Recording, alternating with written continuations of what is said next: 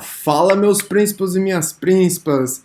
Muito bem-vindos a essa aula de número 3 sobre como realizar uma meta-análise, um guia passo a passo utilizando o software RUR Studio.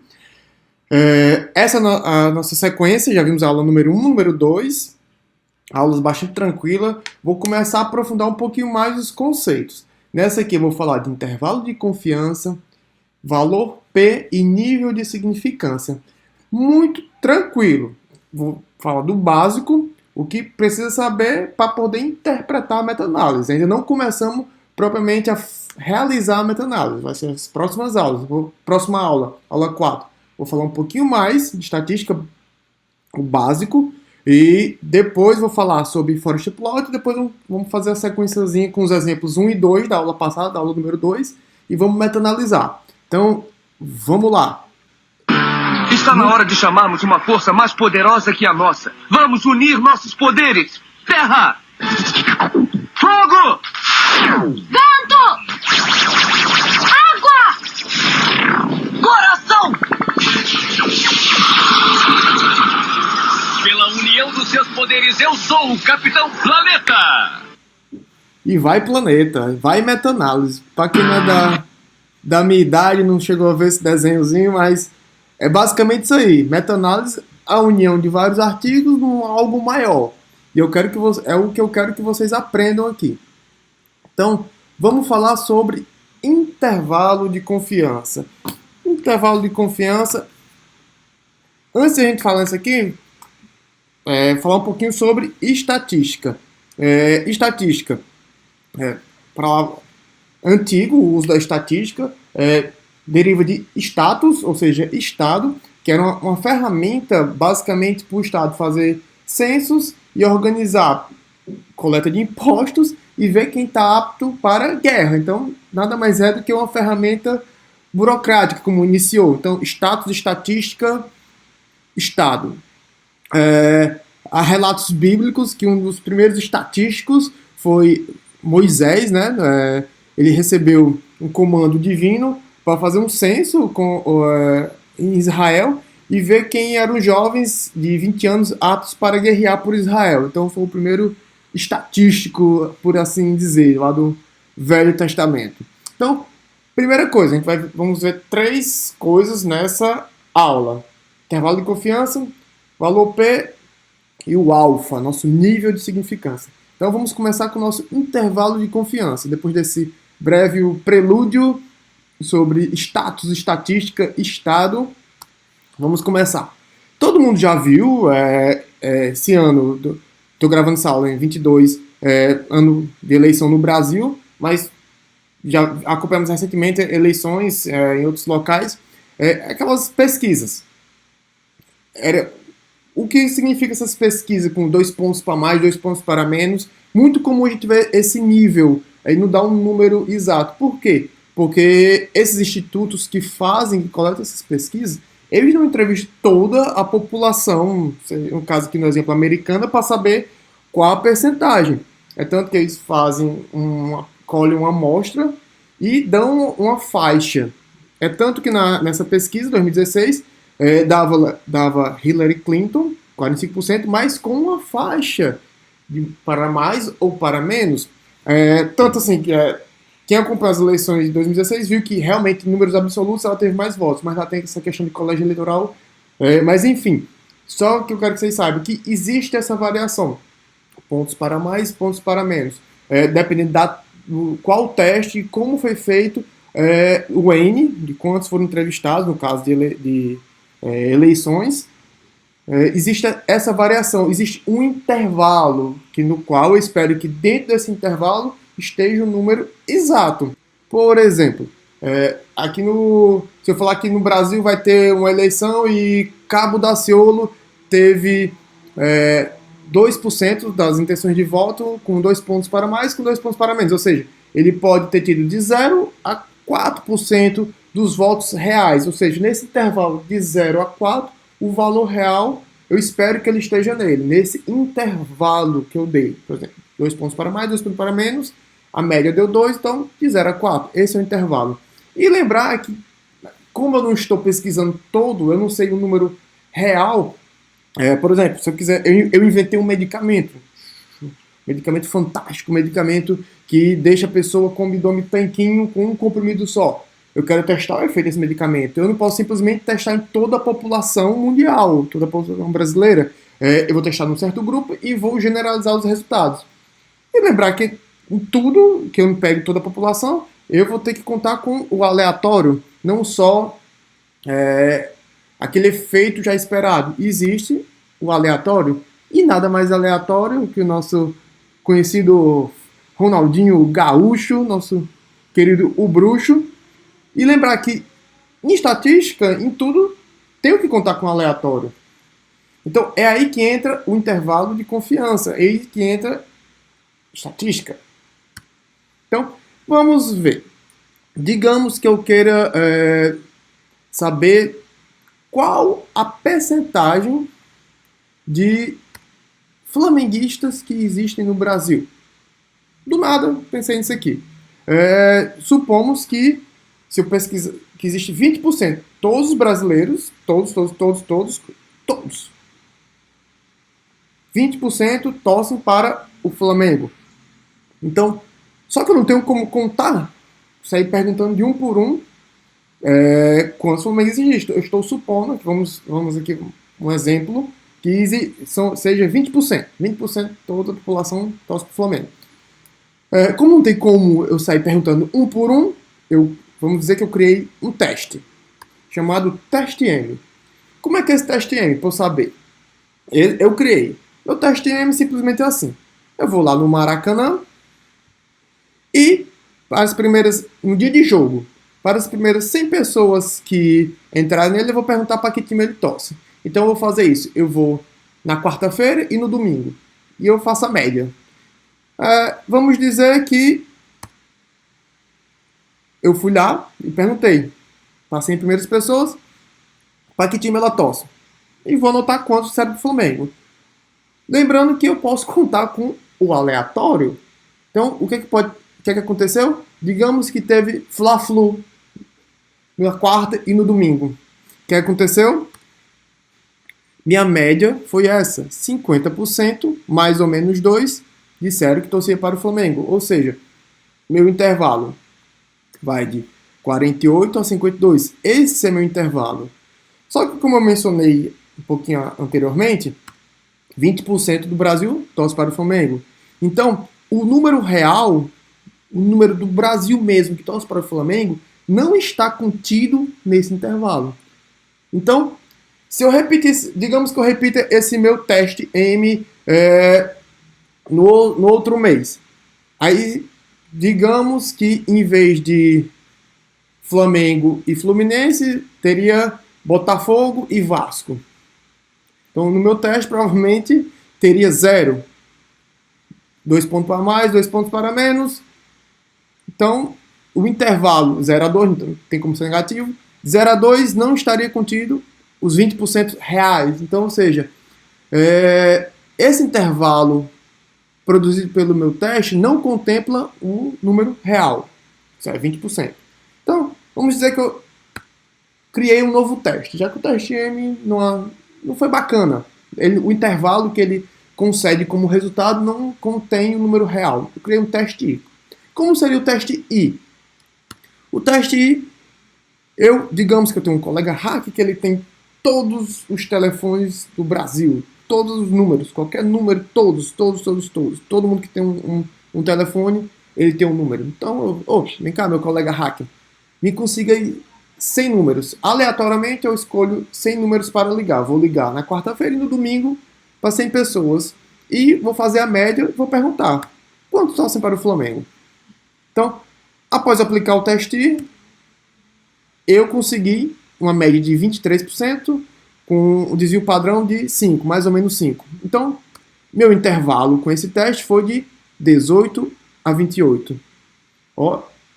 Como eu mencionei, o número real mesmo é 20%. Então, com esse teste, meu intervalo contempla os 20% reais, 18 a 28. Então, o que é o intervalo de confiança? Digamos que, se eu repetir esse teste I, que é para ligar para todo mundo do Brasil, toda vez que eu fizer esse teste, o intervalo vai conter os 20%. Então, se eu fizer esse teste 100 vezes, nas 100 vezes vai conter o 20%. Então, o intervalo de confiança é isso, por definição. É quantas vezes eu repetir o mesmo teste, o intervalo de resultado desse teste vai conter o valor real. Então, é mais ou menos isso, como esse filme, não sei se todo mundo já chegou a assistir, que é o No Limite do Amanhã, um filme bacana, que nesse filme, Tom Cruise, ele morre, ele lembra do que aconteceu e ele vai aprendendo, ele vai repetindo. É como se fosse um déjà vu. Então, basicamente é isso. Se eu repetir o mesmo teste, o resultado, o intervalo vai conter o resultado real, que são os 20%. Ou seja, por definição, em estudos biomédicos, que acho que é o maior público dessas aulas, o intervalo de confiança mínimo aceitado é de 95%. Ou seja, se eu repetir o meu teste 100 vezes, em pelo menos 95, o meu intervalo eu tenho que conter um número real. Então, isso é intervalo de confiança. Geralmente ele expressa assim, 95%, intervalo de confiança, IC.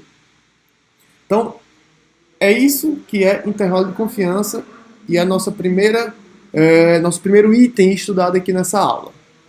Tranquilo? Então, intervalo de confiança, lembra, do intervalo como resultado, repetições, e quanto mais o número real estiver nesse intervalo que eu achei como resultado, mais confiável. Geralmente, em estudos biomédicos, é pelo menos 95%.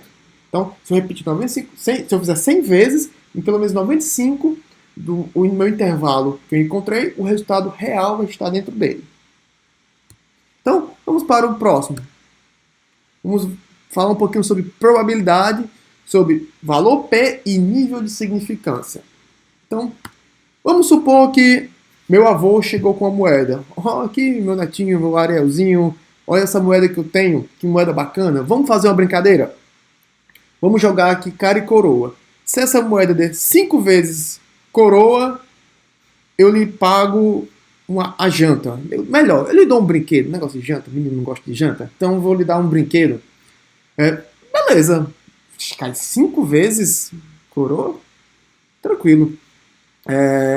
Para quem não sabe, a história do cara e coroa deriva de Janus, foi uma das primeiras moedas que fizeram isso, que na verdade era cara de Janus, e em vez de coroa era um barco.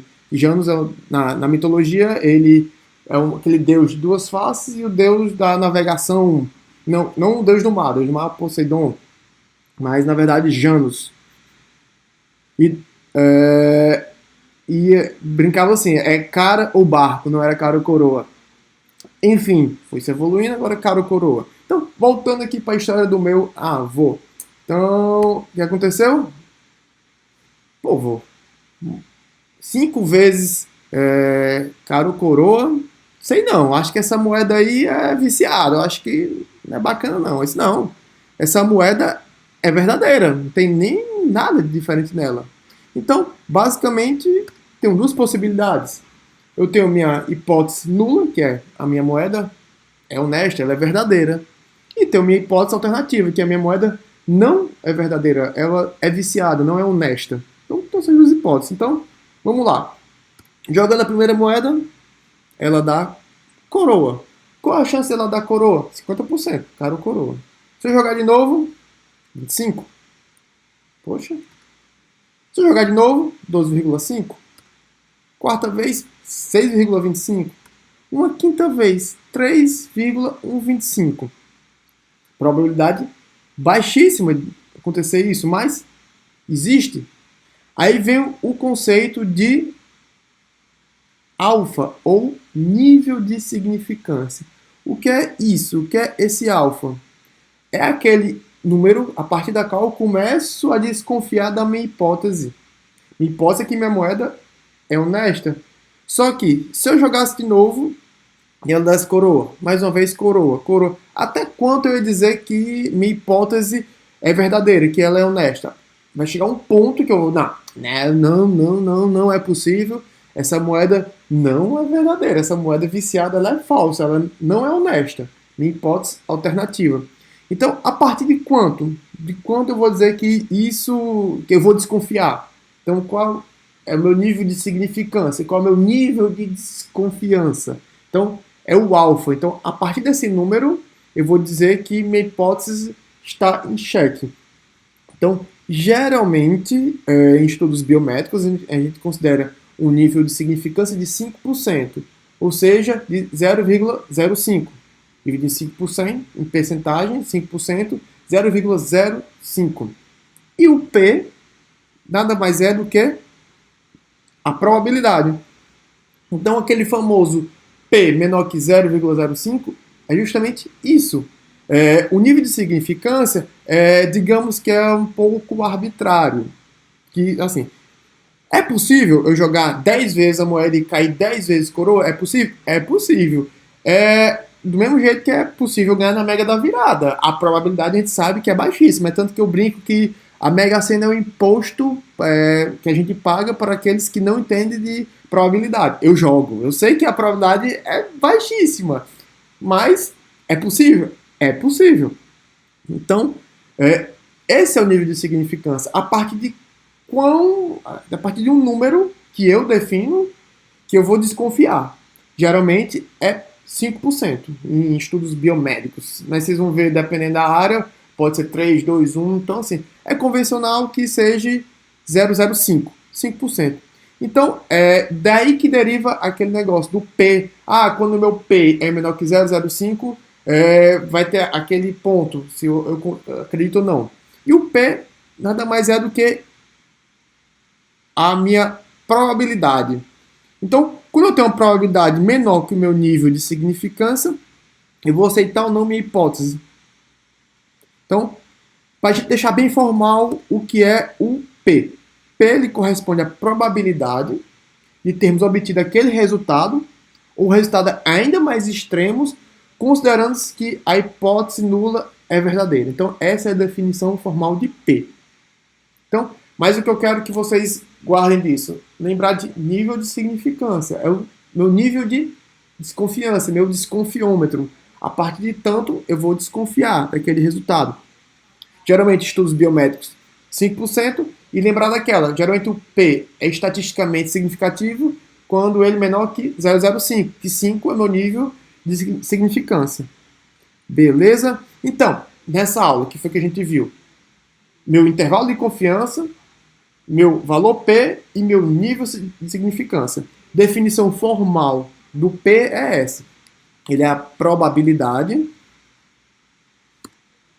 de a gente obter aquele resultado, um resultado mais extremo, considerando que a minha hipótese nula é verdadeira.